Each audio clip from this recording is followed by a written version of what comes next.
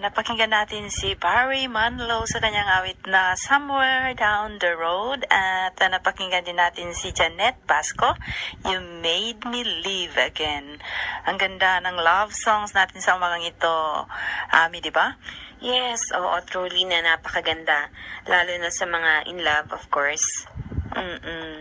So, Ami, dahil sa hindi napatuloy nating sa ating hindi maayos ang connection last broadcast, may kausap sana tayo sa phone, online, Yes, on right. air. Pero dahil sa ating connection, pasensya na. So, before natin tawagan ng ating isang kababayan, ay ipaalam muna namin sa inyo kung ano ang dapat gawin para maiwasan itong MERS na narito ngayon sa kinatatakutan sa lahat na taga-Korea, di ba? Yes. Oo nga po, para sa kaalaman ng nakararami, ano nga ba itong MERS? Ito po yung sinasabi na Middle East Respiratory Syndrome na galing nga po sa bandang Middle East sa Saudi Arabia. At marami na nga pong affected, kaya katulad din dito po sa Korea, meron na rin pong 1,255 schools na ipasara for the meantime, for the time being, near Gyeonggi Province. And dito na rin po sa Seoul, near Gangnam, meron na rin pong mga naipasarang eskwelahan na malapit sa Samsung Hospital, which is, dun nga po most affected ang maraming patients. And nakakalungkot man po dahil out of 87 people na may contacted nga ng virus na ito, 6 na po yung sumakibilang buhay. And I believe maaaring hindi rin because of MERS ito, maaaring dahil sa failure na rin ng kanilang health at sinabayan din po ng virus kung kaya't na maalam na nga po sila. Nakakalungkot man malaman, pero ito nga po ang mga pangyayari dito sa bansang Korea sa mga panahong ito.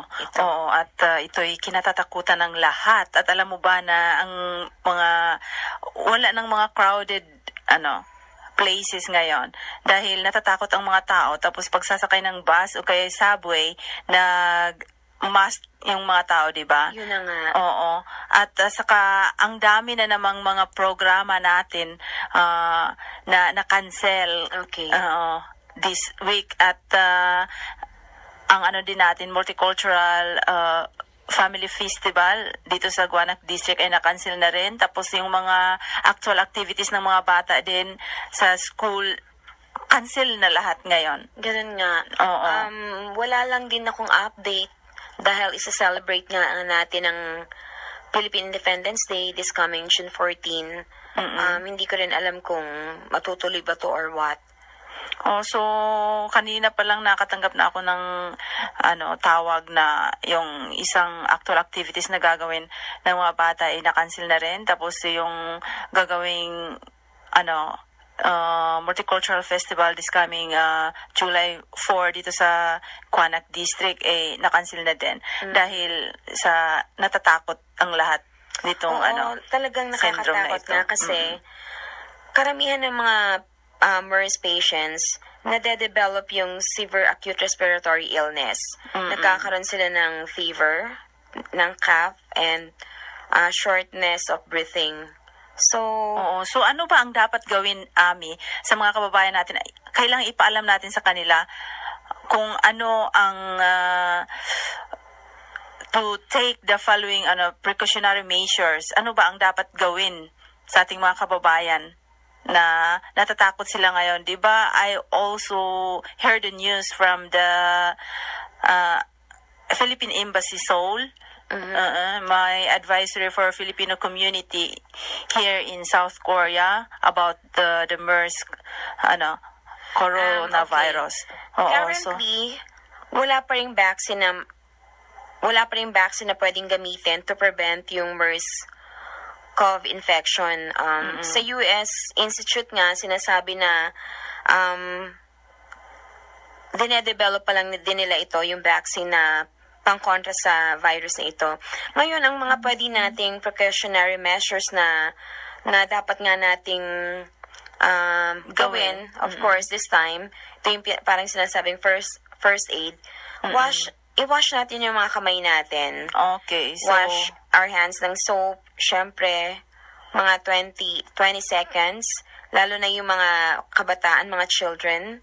At we have to use alcohol or sanitizer to prevent yung mga virus na yan. Katulad yung mga ginagawa nila ngayon sa subway, di ba? Makikita natin na talagang nagbibigay sila ng pang-spray para malinis ang kapaligiran. Tapos, syempre, we have to cover our nose and mouth gamit yung mga mask, isang prevention pa rin. At yung mga tissue, syempre, na nagamit natin sa pag-ubo or the one you covered in your kailangan ilagay natin mask, ito sa proper disposal, yung garbage in a can, waste basket. para maging safety pa rin sa iba. And syempre, avoid touching yung mga eyes natin and nose and mouth pa rin kung hindi tayo nakapag-wash ng hands natin. So, kailangan talagang maging malinis tayo every now and then. Yun na yung... And you have also to avoid contact with sick or infected with MERS-CoV. If you have respiratory illness, stay home. Ito yung mga dapat nga nating pakaiwasan. So, And yun nga, ito isang problema ko to. Avoid personal contact, syempre, such as kissing or sharing cups or eating utensils with sick people. Actually, madalas kasi pag nag-greet ako, I used to kiss and hug.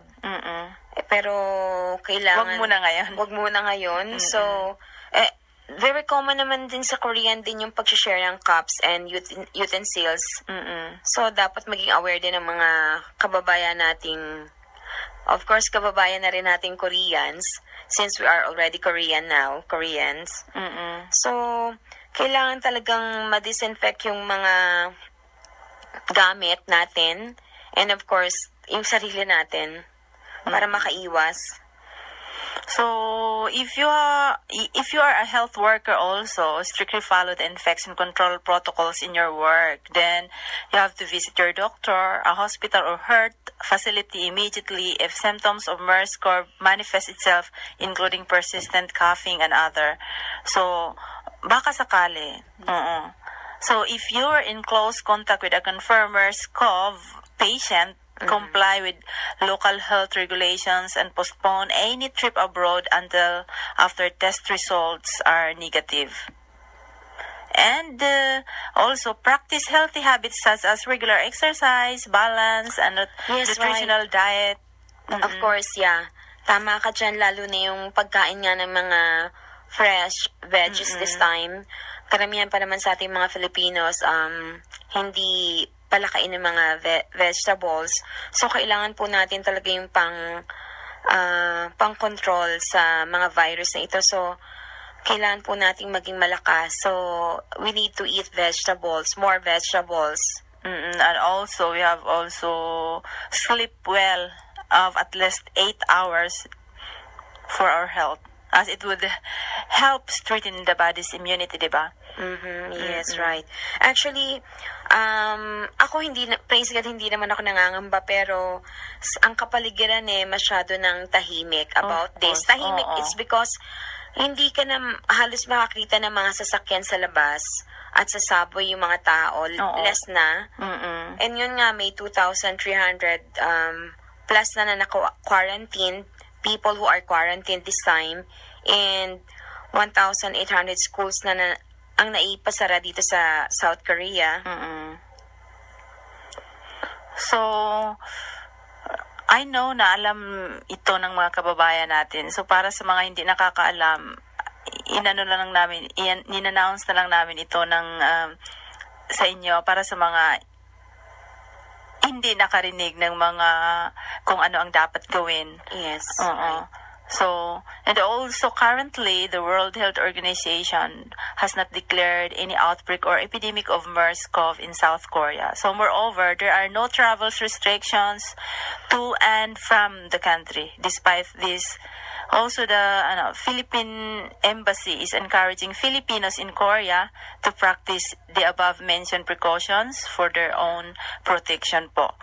Para po ito sa ating lahat. So, wag muna kayong mag-travel, especially patungong Middle East. Oo nga, at yung mga kababayan natin siya na, sorry to say, may mga kaibigan na from Middle East, medyo iwas-iwas po muna tayo. Wag mo Para na rin ninyong i-meet. Dahil mahirap sa na. ngayon, nakakatakot. So, sana nakakuha kayo ng kahit kunting tips lang sa mga ibinigay namin sa inyo about MERS. So, sa ating pagpapatuloy, pakinggan muna natin ang awit ni Ray Price, You're the Best Thing That Ever Happened to Me. And to be followed by Perry Como sa kanya awit, For the Good Times.